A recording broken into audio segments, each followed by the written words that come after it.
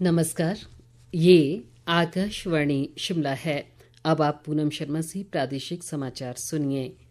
प्रधानमंत्री नरेंद्र मोदी ने कहा है कि ऑपरेशन सिंदूर ने दुनिया भर में आतंकवाद से लड़ाई में नए उत्साह का संचार किया है। आकाशवाणी से आज मन की बात कार्यक्रम में उन्होंने कहा कि पूरा देश आज आतंकवाद से लड़ाई में एकजुट और प्रतिबद्ध है। प्रधानमंत्री ने ऑपरेशन सिंदूर के दौरान सशस्त्र बलों के साहस की प्रशंसा की। उन्होंने उस सटीकता की भी सराहना की जिससे सेना ने सीमा पार आतंकियों के ठिकानों को नष्ट किया। ऑपरेशन सिंदूर के दौरान हमारी सेनाओं ने जो पराक्रम दिखाया है उसने हर हिंदुस्तानी का सिर ऊंचा कर दिया है। जिस सटीकता के साथ हमारी सेनाओं ने सीमा पार के आतंकवादी ठिकानों को ध्वस्त किया वो अद्भुत है। ऑपरेशन सिंदूर ने दुनिया भर में आतंक के खिलाफ लड़ाई को नया विश्वास और उत्साह दिया।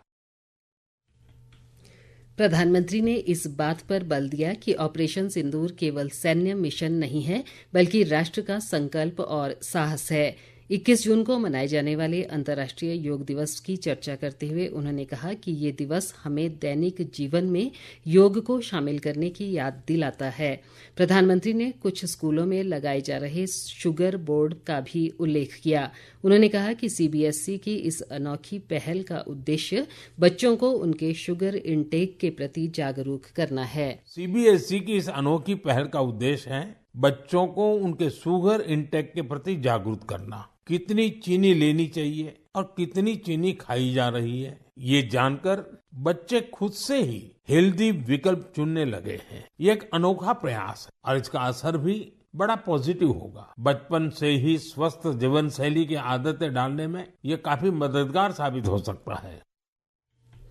प्रधानमंत्री ने देश के प्रत्येक नागरिक से भारत में बने उत्पादों को ही प्राथमिकता देने का आग्रह किया। विपक्ष के नेता जयराम ठाकुर ने कहा है कि प्रदेश कांग्रेस सरकार भ्रष्टाचार में पूरी तरह डूबी हुई है और राज्य में कानून व्यवस्था भी चरमरा गई है। शिमला में आज पत्रकारों से बातचीत में उन्होंने कहा कि विमल नेगी मौत मामले की जांच उच्च न्यायालय द्वारा सीबीआई को सौंपने के बाद पुलिस विभाग में घमासान मचा हुआ है जो दुर्भाग्यपूर्ण है। जयराम ठाकुर ने कहा कि एसपी शिमला अपने ही डीजीपी पर गंभीर आरोप लगा रहे हैं जो अनुशासनात्मक है। उन्होंने कहा कि अफसरशाही में मचे इस घमासान के बाद सरकार को सत्ता में रहने का कोई अधिकार नहीं है। हिमाचल प्रदेश में सरकार की सारी संवैधानिक व्यवस्था तार तार हो गई है, पूर्ण रूप से फेल हो गई है और ऐसी सूरत में नैतिकता के आधार पर मुख्यमंत्री को अपने पद से तुरंत प्रभाव से त्यागपत्र कर देना चाहिए। उनकी बात को ना एसपी मानता है, उनकी बात को ना डीजीपी मानता है, ना उनके पॉलिटिकल कुलीग मानते हैं। ऐसी स्थिति हिमाचल प्रदेश में बन गई है कि यहाँ कुछ भी सरकार जैसी कोई चीज है ऐसा लगता ही नहीं है। इसलिए कंप्लीट जो अपोजिशन है वो मुख्यमंत्री का त्यागपत्र मांगती है। इस सरकार को सत्ता में रहने का कोई नैतिक अधिकार नहीं है।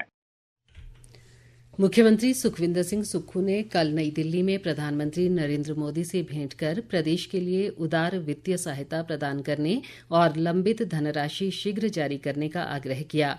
उन्होंने प्रधानमंत्री को अवगत करवाया कि प्रदेश सरकार ने हिमाचल को वर्ष 2032 तक आत्मनिर्भर बनाने का लक्ष्य रखा है। उन्होंने प्रधानमंत्री को प्रदेश सरकार की पर्यटन, हरित ऊर्जा, विद्युत और अन्य क्षेत्रों में की गई पहल के बारे में जानकारी दी। मुख्यमंत्री ने जल विद्युत परियोजनाओं में राज्य के हितों की रक्षा की पैरवी की। उन्होंने इन परियोजनाओं को राज्य को लौटाने के लिए समय सीमा तय करने का आग्रह किया।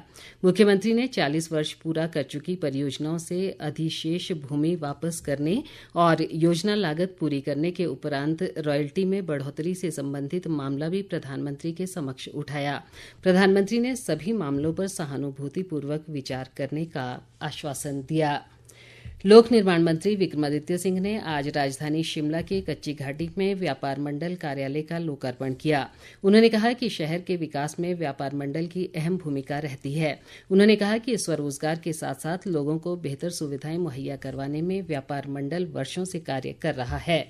विक्रमादित्य सिंह ने कहा कि शिमला शहर में ट्रैफिक व्यवस्था को बेहतरीन करने की दिशा में प्रभावी कदम उठाना राज्य सरकार की प्राथमिकता है।